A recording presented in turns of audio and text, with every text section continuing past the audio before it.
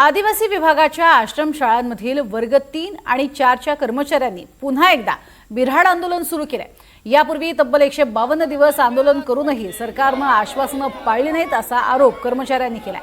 15 ऑगस्टपर्यंत मागण्या मान्य झाल्या नाहीत तर मंत्री गिरीश महाजन यांना ध्वजारोहण करू देणार नाही असा इशाराच या आंदोलनकर्त्यांनी दिलाय। याचा आढावा घेतलाय आमचे प्रतिनिधी राहुल वाघ यांनी।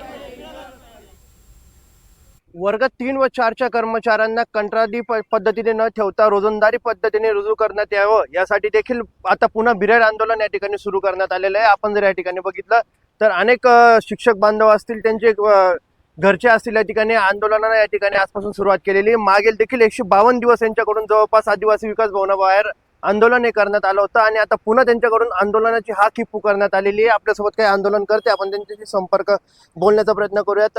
दादा, काय सांगाल, आपण या ठिकाणी वापस आंदोलनाचा पवित्रा घेतला? आम्ही हे बिऱ्हाड आंदोलन मागे 152 दिवस केलं होतं, परंतु आदिवासी विकास मंत्री महोदय असतील, अधिकारी असतील, यांनी आम्हाला आश्वासनं देऊन आजपर्यंत 1 ते 1.5 वर्ष झालेलं आहे आणि म्हणून पुन्हा 152 दिवसाचं हे बिऱ्हाड आंदोलन आम्ही पुन्हा एकदा नव्यानं सुरू करीत आहोत।